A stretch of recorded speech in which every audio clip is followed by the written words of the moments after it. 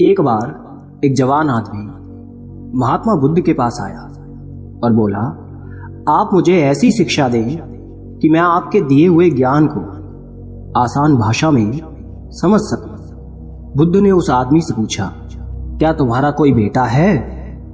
आदमी ने कहा, हाँ, मेरा बेटा है। बुद्ध ने फिर पूछा, क्या तुम्हारे भाई का कोई बेटा है? आदमी ने कहा, हाँ, मेरे भाई का भी बेटा है। बुद्ध ने फिर पूछा, क्या तुम्हारे पड़ोसी का भी कोई बेटा है? आदमी ने कहा, हाँ, मेरे पड़ोसी का भी बेटा है। बुद्ध ने कहा, क्या कोई ऐसा इंसान है जिसे तुम खुद जानते हो? क्या उसका भी कोई बेटा है? आदमी ने कहा, हाँ, उसका भी बेटा है। फिर बुद्ध ने पूछा, अच्छा बताओ, अगर तुम्हारे बेटे की मृत्यु हो जाए तो तुम्हें कितना दुख होगा? आदमी ने कहा, बुद्धा, मैं आपको नहीं बता सकता कि मैं क्या करूंगा। मेरी तो दुनिया ही खत्म हो जाएगी। मैं खुद मर जाऊंगा उसके बिना। मैं अपना जीवन अपने बेटे के बिना सोच ही नहीं सकता। बुद्धा ने आगे पूछा, अगर तुम्हारे भाई के बेटे की मृत्यु हो जाए तो तुम्हें कितना दुख होगा? आदमी ने कहा, मुझे बहुत दुख होगा, लेकिन उतना नहीं जितना मेरे खुद के बेटे के मरने पर होगा। बुद्धा ने आगे फिर पूछा, अगर तुम्हारे पड़ोसी के बेटे की मृत्यु हो जाए तब तुम्हें कितना दुख होगा? आदमी ने कहा, मुझे तब भी दुख होगा, लेकिन मेरे भाई के बेटे की मृत्यु से कम होगा। भगवान बुद्ध ने फिर पूछा, अगर किसी अनजान व्यक्ति के बेटे की मृत्यु हो जाए जिसे तुम जानते तक नहीं थे, तब तुम्हें कितना दुख होगा? उस जवान आदमी ने कहा, तब मुझे बिल्कुल दुख शायद नहीं होगा, क्योंकि मैं तो उसे जानता तक नहीं। फिर बुद्ध ने पूछा, अब ये बताओ, हमारा दुख किस पर निर्भर करता है? उस आदमी ने काफी देर सोचने के बाद कहा कि हमारा दुख इस बात से निर्भर करता है कि हम किसी भी चीज से कितना जुड़े हुए हैं, हम उससे कितना लगाव महसूस करते हैं और किस हद तक अपना मानते हैं, इस बात पर निर्भर करता है। बुद्ध ने कहा, बहुत बढ़िया। बुद्धा ने फिर उस आदमी से पूछा, अच्छा, अगर तुम अपने बेटे को समंदर के किनारे ले जाओगे तो क्या वो उसकी रेत से नहीं खेलेगा? आदमी ने कहा, हाँ, बुद्धा, बिल्कुल खेलेगा।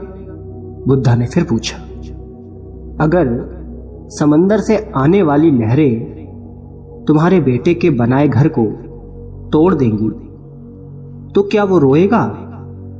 आदमी ने कहा, हाँ, वो तब रोएगा। बुद्धा ने पूछा, क्या तुम भी उसके साथ रोओगे? आदमी ने कहा, नहीं, मैं नहीं रोऊंगा। बुद्ध ने पूछा, क्यों?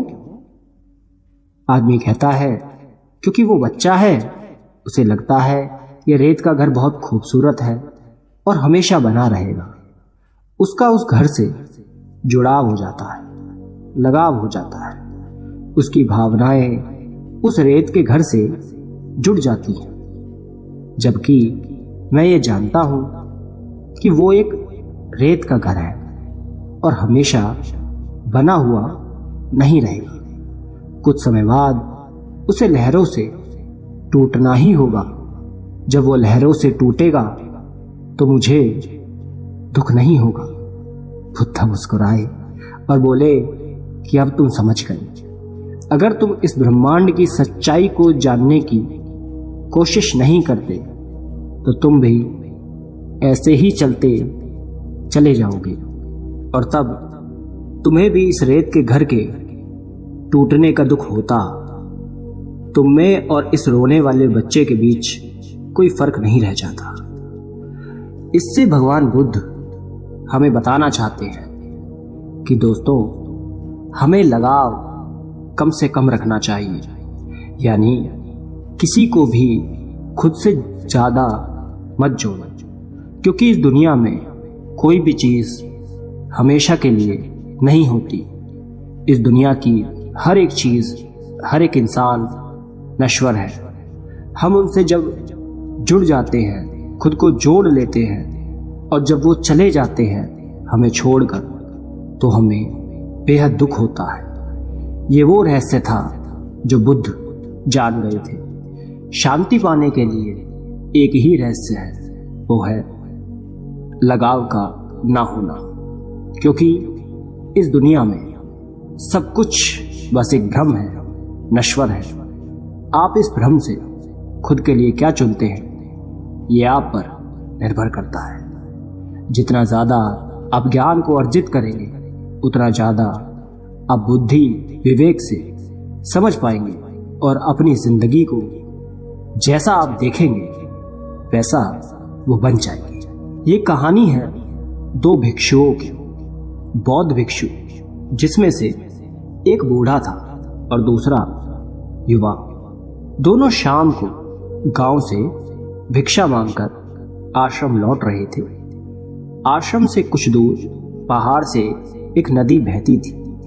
वहीं पर एक जवान स्त्री खड़ी थी। उसे भी नदी पार करनी थी, लेकिन वो उसे पार करने में डर रही थी। वो उस नदी की गहराई से अनजान थी। तभी वहां से दोनों भिक्षु भी गुजर रहे थे। बूढ़ा भिक्षु आगे आगे चल रहा था। तभी उसकी नजर उस स्त्री पर पड़ी। वो देखकर समझ गया कि स्त्री को मदद चाहिए। उसने सोचा कि वो जाकर उसे नदी पार करा दे, लेकिन जैसे ही स्त्री के हाथ को छुआ, उसके अंदर वर्षों की बसी वासना जाग गई थी। स्त्री को छूते ही उसका कण कण कांपने लगा। उसने 30 साल से किसी स्त्री को छुआ तक नहीं था। उस स्त्री को छूने के नाम से ही उसके मन में कई तरह के ख्याल और वासना आ रही थी। तभी उसने सोचा कि छी छी, ये कैसी गंदी बात सोच ली। मेरी इतनी सालों की साधना भंग हो जाएगी। मुझे क्या मतलब, कोई नदी पार करे या ना करे, मैं अपनी 30 वर्षों की साधना इस लड़की पर लगा दूं? बिल्कुल नहीं।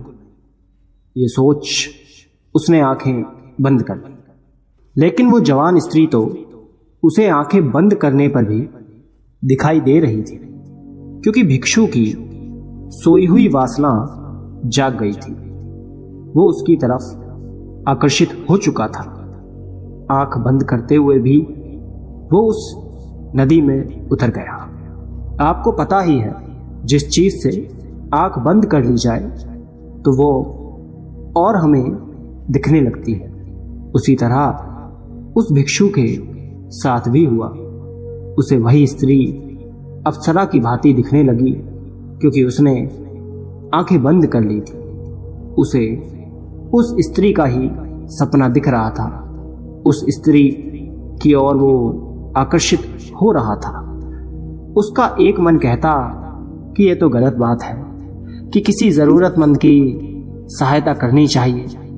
वहीं उसका दूसरा मन कहता, ये बस मन का भ्रम है, तुम खुद को धोखा दे रहे हो, तुम उसे छूना चाहते हो, जो कि गलत है। हम साधु का जीवन अलग होता है। साधुओं के लिए स्त्रियां केवल एक समस्या है। नदी के घाट पर उस साधु का मन अशांत रहता है और वो दो हिस्सों में बट जाता है।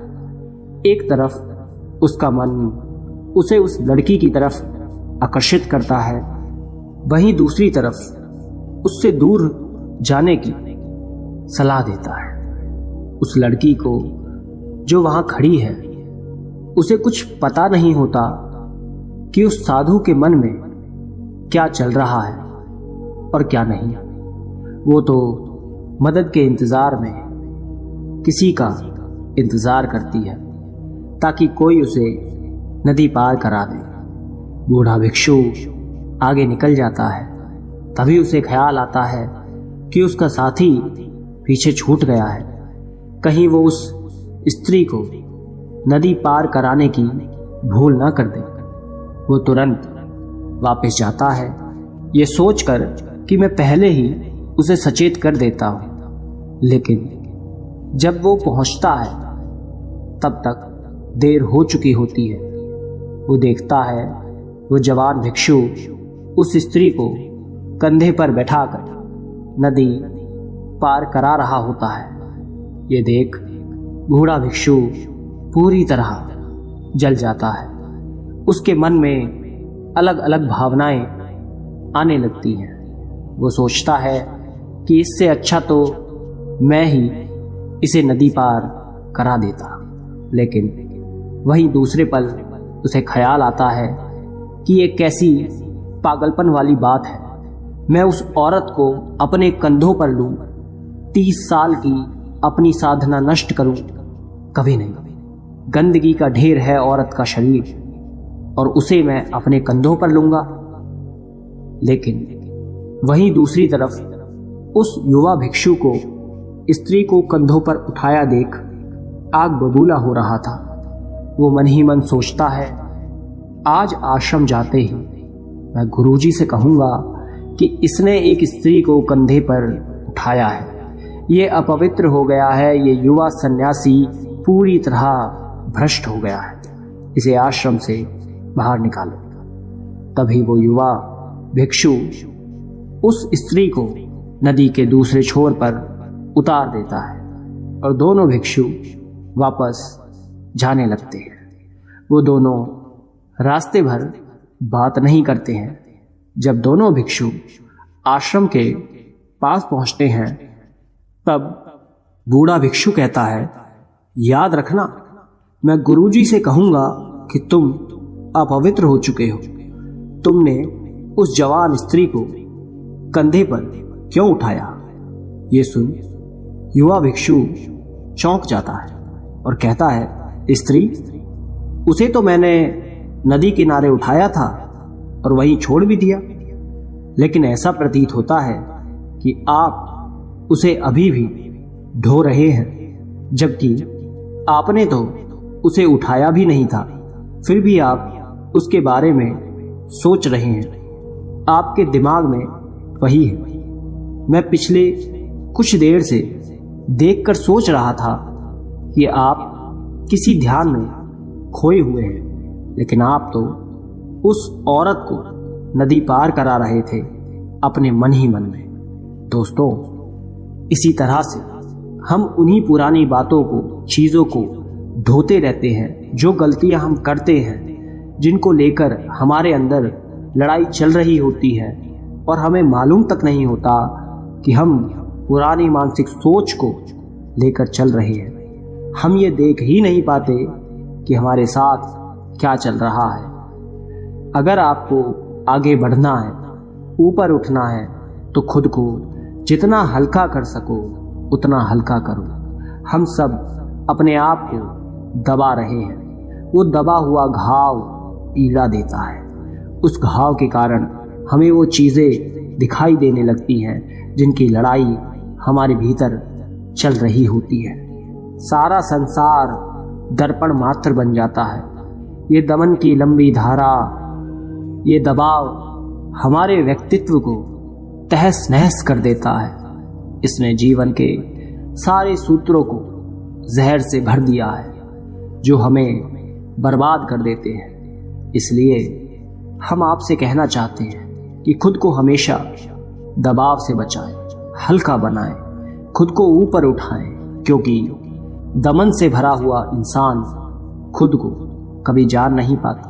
वो रुक जाता है, थक जाता है, बैठ जाता है, आपको आगे बढ़ने नहीं देता, वहीं रोकता है। इसलिए खुद की भावनाओं और विचारों को दबाने से बचना चाहिए, क्योंकि इनके दबने तक एक समय आने पर भवंडर बन जाता है। सवाल ज्यादा देर खुद के मन में रहे तो बवाल बन जाते हैं।